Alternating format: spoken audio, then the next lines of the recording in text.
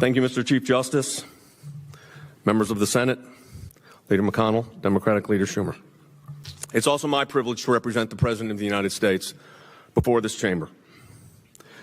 Senator Schumer said earlier today that the eyes of the founders are on these proceedings. Indeed, that's true. But it is the heart of the Constitution that governs these proceedings. And what we just heard from Manager Schiff, courts have no role, privileges don't apply, what happened in the past, we should just ignore. In fact, Manager Schiff just said, try to summarize my colleague's defense of the president. He said, not in those words, of course, which is not the first time Mr. Schiff has put words into transcripts that did not exist. Mr. Schiff also talked about a trifecta. I'll give you a trifecta. During the proceedings that took place before the Judiciary Committee, the president was denied the right to cross-examine witnesses.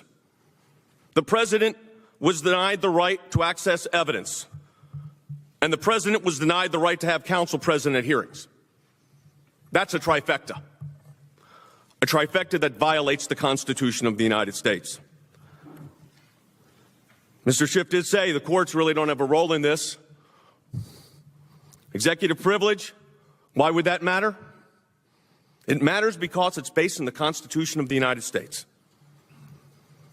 One manager said that it is you that are on trial, the Senate.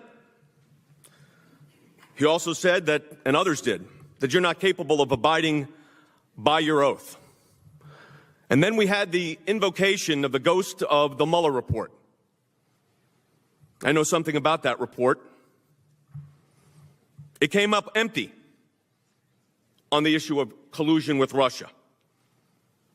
There was no obstruction. In fact, the Mueller report, to the contrary of what these managers say today, came to the exact opposite conclusions of what they say. Let me quote from the House impeachment report at page 16. Although President Trump has in times invoked the notion of due process, an impeachment trial, an impeachment inquiry is not a criminal trial and should not be confused with it. Believe me, what has taken place in these proceedings is not to be confused with due process. Because due process demands, and the Constitution requires, that fundamental fairness and due process, we're hearing a lot about due process is designed to protect the person accused. When the Russia investigation failed,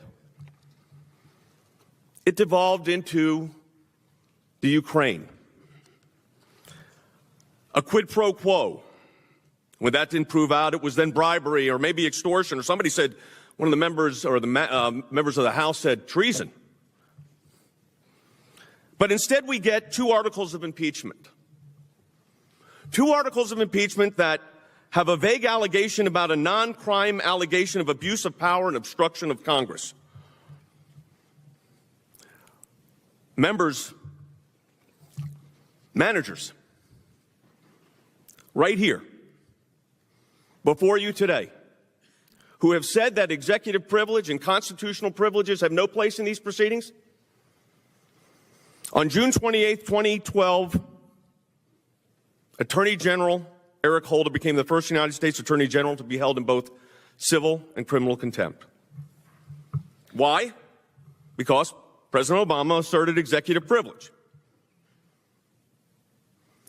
With respect to the Holder contempt proceedings, Mr. Manager Schiff wrote, the White House assertion of privilege is backed by decades of precedent that has recognized the need for the president and his senior advisors to receive candid advice and information from their top aides.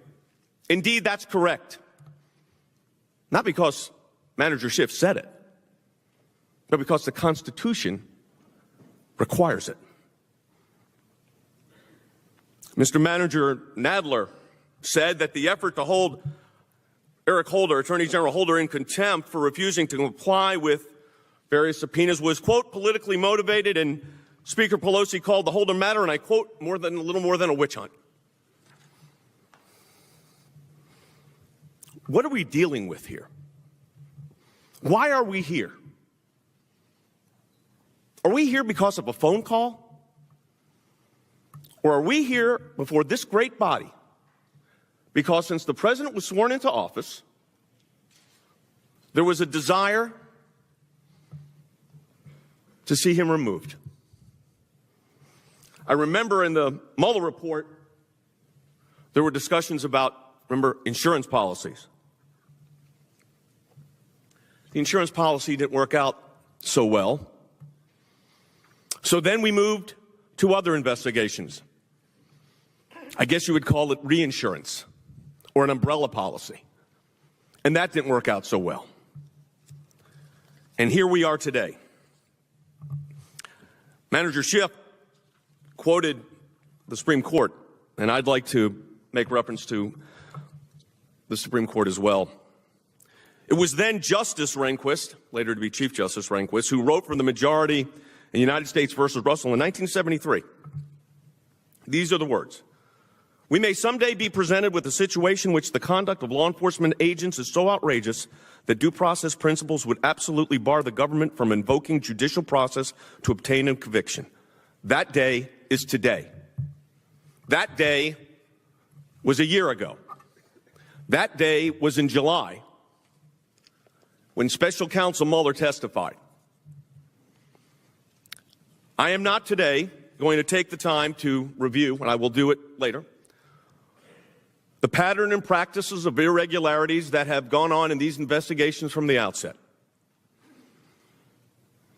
But to say that the courts have no role,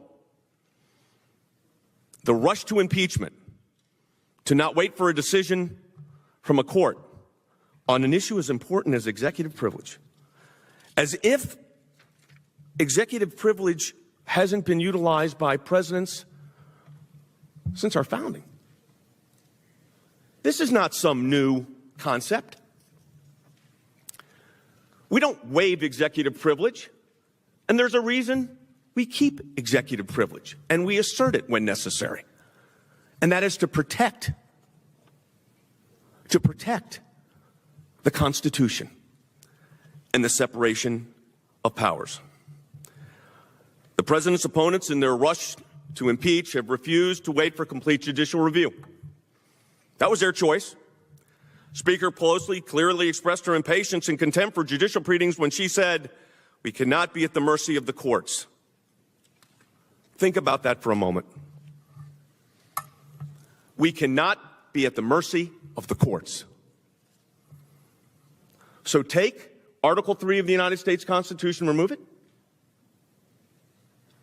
We're acting as if the courts are an improper venue to determine constitutional issues of this magnitude. That is why we have courts. That is why we have a federal judiciary. It was interesting when Professor Turley testified before the House Judiciary Committee in front of Mr. Nadler's committee. He said, we have three branches of government, not two. If you impeach a president, if you make a high crime and misdemeanor out of going to courts and abuse of power, it's your abuse of power.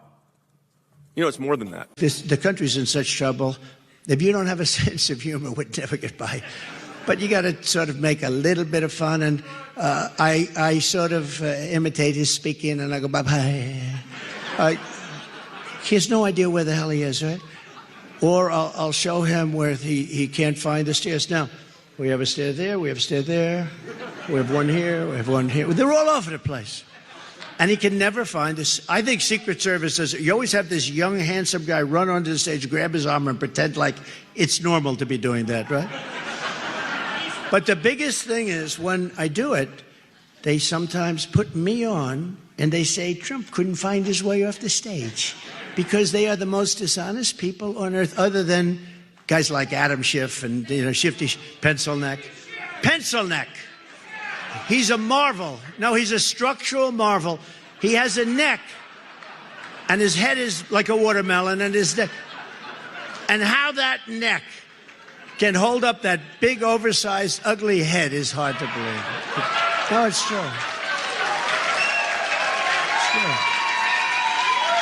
big head. It's like your finger on a basketball. Some of these guys, they spin it. No, he's a terrible guy. Think of it. Think of this, Schiff. So they make up the Russia hoax. And by this time it was found out, and blah, blah, blah. Everyone knows it's a hoax, a scam. And, it was originally used as a one-day deal to show that Hillary Clinton lost because of Russia, because they were embarrassed, because they weren't supposed to lose, but they lost. And so they made up this that it was Russia. I said, Russia? What the hell did Russia have to do with it? And I meant that. So then it got carried away. It ended up being 2.5 years because it got picked up by the fake news. They knew it was a scam. Got picked up by but think of it, Adam Schiff made it up, along with Hillary Clinton and some others, DNC, Democrats, and they made up this scam. Dangerous scam, very dangerous. Amazing that, fortunately I knew Putin very well, and we had a little bit of a relationship going. He couldn't believe, he said, what the hell is going on with your country? They make up this scam, and then he comes out of a room, so he knows it's made up, and he has a news conference with a lot of press, and I'm watching this, and he goes, Donald Trump Jr. will go to prison because of what he did with Russia. Now, talking about my son is going to go to prison because of something they know is a total hoax. It's not like they believed it was maybe true. They knew it was because they made it up. It was a scam. It was written. No, think of it. And he's saying, think of it, you have a son. And I called up my son. I said, are you okay? He says, yeah, I don't know anything about Russia. What's going on? He knew nothing about Russia. This guy in the fourth row right here, he knows more about Russia than my son knew. But think how bad you have to be as a person to do that. So he's got a scam. They know it's a scam. It's a made-up story to try and justify why she lost, okay? She lost because she had no personality. She lost for a lot of reasons. No, they said she's, well, that too. I would say this. She's evil. That's interesting. But what kind of a human being would say we're going to put somebody in prison because of something that we made up that we know is a phony thing? They're bad people, right, Steve? Bad people, They're bad people. But tonight,